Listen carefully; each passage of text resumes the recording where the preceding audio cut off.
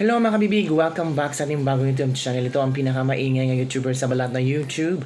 Ako si Kabibig, maglabag-labag na tayo with evidence. Ano nga ba ang papel ni Nicolas Torre, ni General Torre?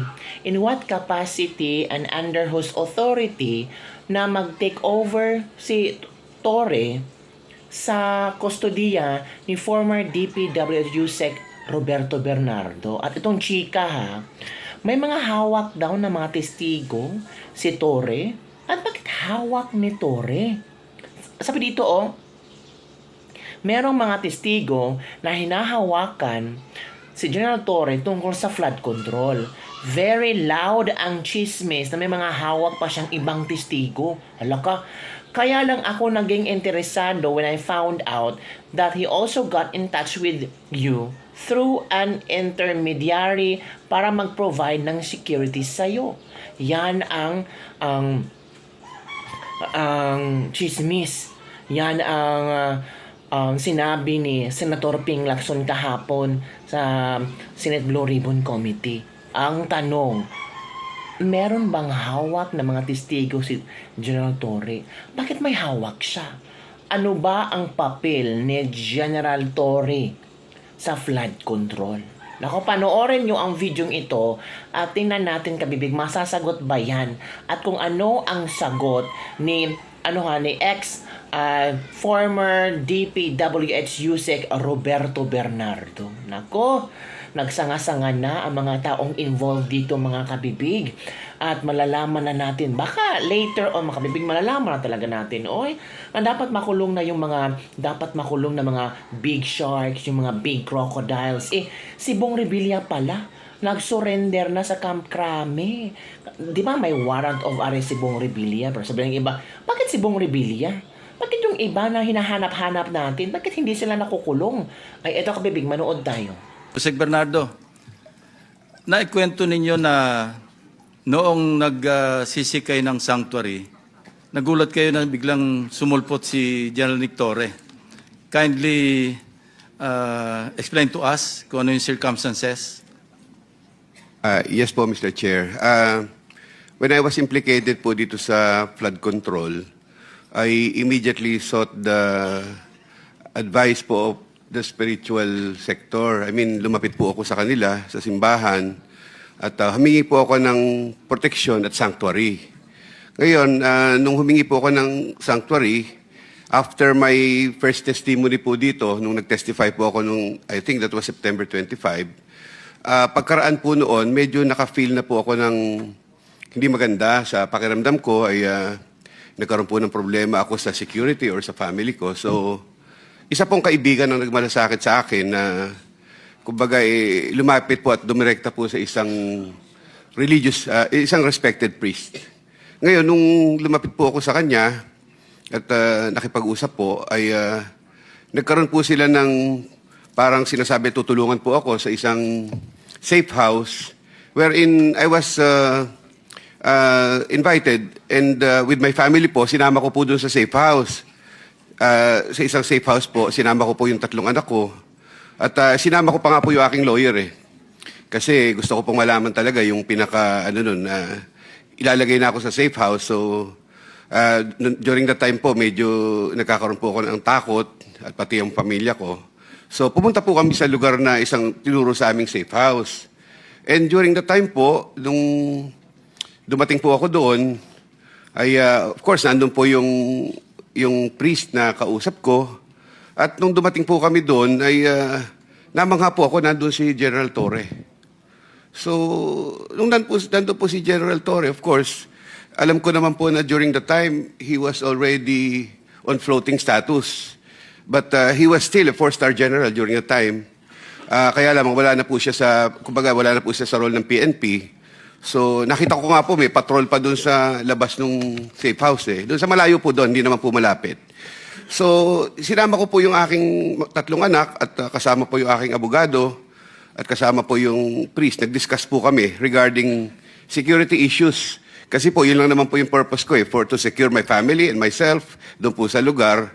But nung malaunan po, he told me about the restrictions of yung pong mga bagay na pwedeng gawin sa safe house mga hindi dapat gawin.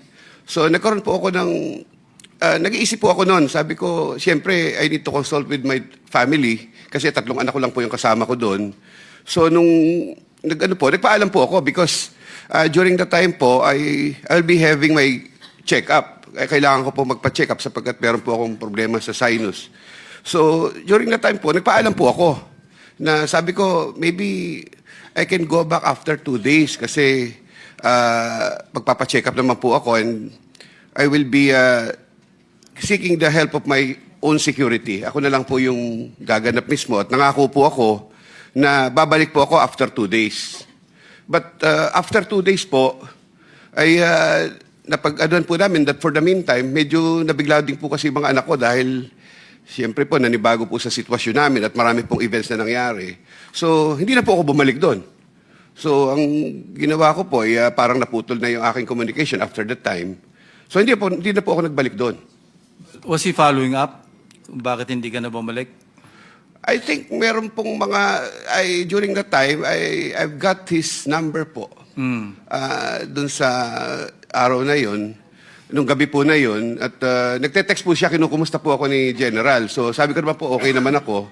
But after that po, I decided to reset my phone. Yeah, ang pagtataka ko lang, hindi ba nag-occur sa'yo under whose authority and in what capacity could General Torre provide security para sa iyo? Medyo nag-isip din po ako noon while ako naman po buuan tiwala ko because of my spiritual advisor, yung pong yung pari po nakausap ko. So, ako naman po nag-iisip din po ako mabuti doon kasi during the time po that we were talking, palabas-labas po siya at may tinatawagan. Hindi, nasa kanya na. Anyway, alam nyo, kaya lang ako interesado because scatterbat ito Ito, unreliable. Kumbaga sa aming classification, sa military, sa police, F6. No? Hindi A1, F6, pinakamababa. Na meron daw mga testigo na hinahawakan tungkol sa flood control. I don't know if my colleagues here have also heard about this, sabi natin, chismis. Pero very loud yung chismis na may mga hawak siyang ibang testigo. For what reason or what motive, hindi ko alam. Kaya lang ako nag-interesado when I found out that he also got in touch with you through an intermediary para mag-provide ng security sa'yo. Now that you clarified the matter, hindi naman siya persistent. Hindi naman po, Mr. Chair, kasi after that po, siyempre po, doon po may mga pinararating din ako doon sa aking spiritual advisor, doon po sa tumutulong sa akin. And I think ang pinarating po sa akin, they were praying with, pinapagdasal po nila ako, ganun.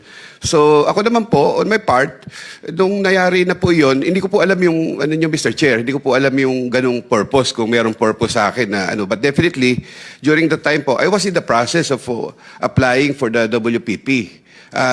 Nasa Witness Protection Program application na po ako. And I think, doon naman po, yung akin naman po pagpunta ron, wala pong legality. Halimbawa po, sila po yung magkocontrol sa akin. Hindi ko po, yun, dahil ako naman I was with the DOJ seeking clearance and Yeah, sa at that DOJ. time kasi you were already under evaluation. Yes po, Mr. And Chair. medyo positive naman yung response ng DOJ sa application mo. Yes po, Mr. So I Chair. was just wondering, bakit kailangang humingi pa ng protection outside of the WPP?